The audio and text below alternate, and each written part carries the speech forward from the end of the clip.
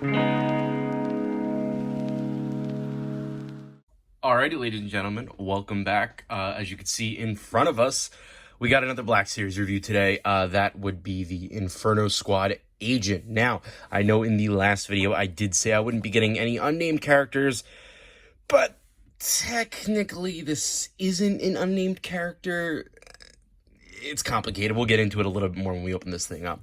But already, here we are. We have our third Black Series figure along with Boba Fett and Grand Admiral Thrawn. You can catch those guys in the other video. Don't mind my band-aid here. Cut myself on some guitar strings. Don't worry about it. But yeah, so saw this figure, had a $25 GameStop gift card. I was like, sure, why not? But yeah, so this is our third Black Series figure. And so far, we have 3 different packagings. We have not gotten a single of the same type of packaging yet. This is the older Black Series style, probably the one I'm most familiar with, personally, seeing in stores and things like that. But yeah, I also really like this box. I mean, of course, it's nice on the other ones how you have the artwork going down the side. But even so, this is just a nice looking box with the red and the black. It just looks great overall. Then on the back, you can see we have the description of the character, multiple different languages. In the wake of the Death Star's destruction, the Empire created the Inferno Squad to ensure that Imperial secrets would remain safe. Their fierce loyalty to the Empire and exceptional skills in both aerial and ground combat set this squad apart from the rank-and-file troopers.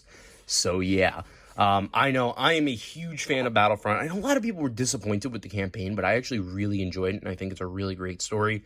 But yeah, let's crack into this thing, and let's take a closer look.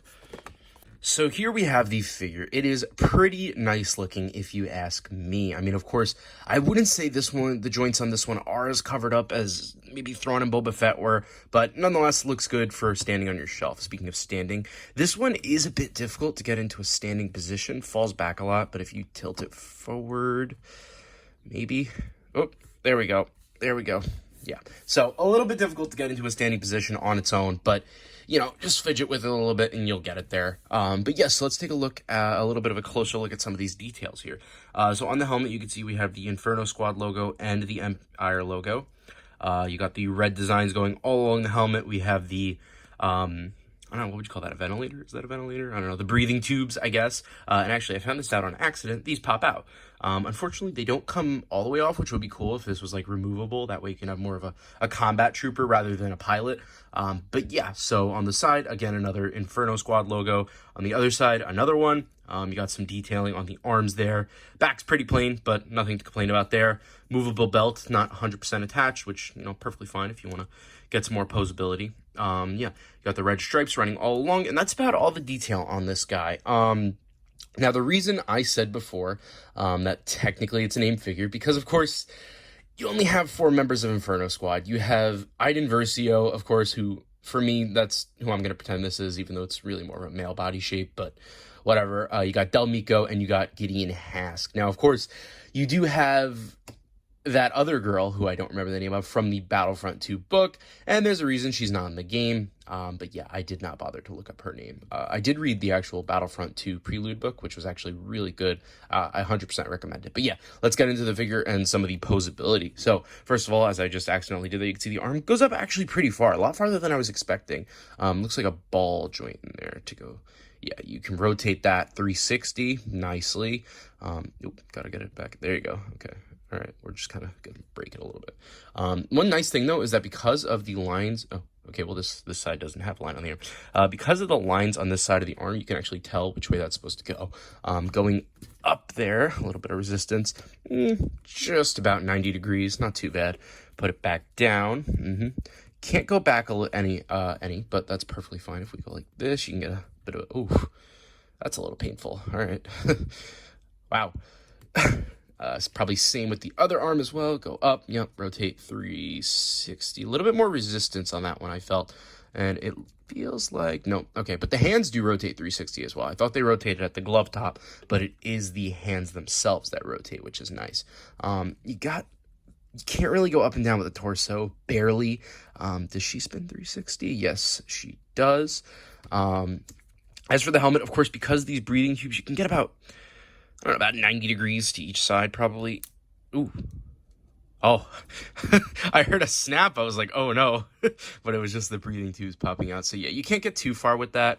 unfortunately, but no big deal. The legs go out. Wow, okay, those go out a lot farther than I was expecting. This has a lot more posability than I thought. Going back, can't really put that back too much, just barely, and even so, it's kind of going outwards rather than actually back. But yeah, so let's check out these knee joints. We got a double knee here, kind of hard to get that second one. Oh, wow, yeah, okay, all the way back, beautiful.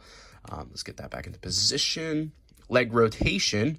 Oh, 360 at the thigh, beautiful. Do we have any rotation? Nope, we got rocker though on the feet, so you can go back and forth like this. Can we go all the way around? Oh, wow, we can. Okay. We can go all the way around with that foot. Was not expecting that. Can't really go forward. Can't really go back, though. That's the only thing.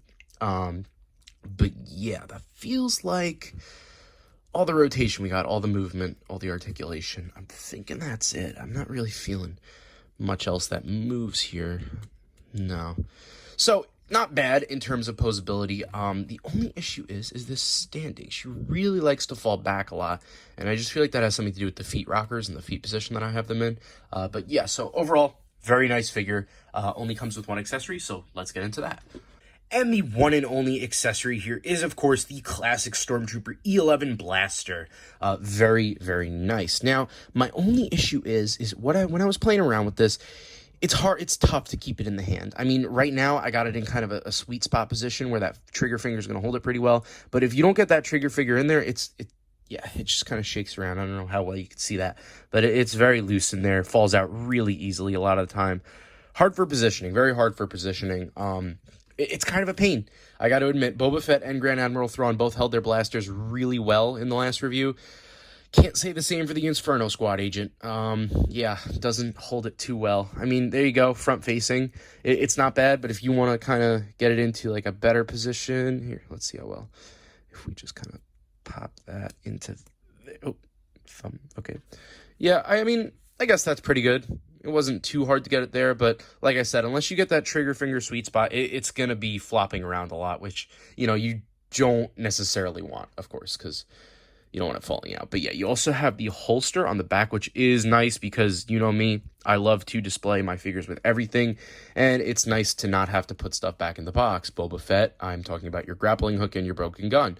But yeah, so that's going to do it for all the articulation and accessories. So let's get into some comparisons. So here is our size comparison. Now, I don't know why, but Boba Fett is being a huge pain and will not stand straight for me, so he's at like this weird angle, but I'll hold him straight when we get to that comparison. As you can see, Thrawn is significantly taller than this figure, as you can see here. I have them pretty lined up, and he is just towering over the Inferno squad agent. Now, as for Boba Fett, if we straighten him out to get like a true size comparison here, if we just kind of see, like, I don't know why his feet are being very aggravating.